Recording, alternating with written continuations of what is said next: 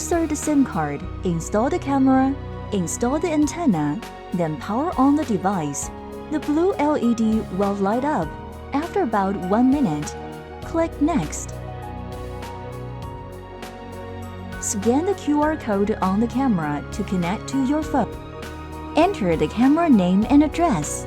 Using default name and address can go to the next step directly. Camera installed successfully. Fully charge the camera at first use.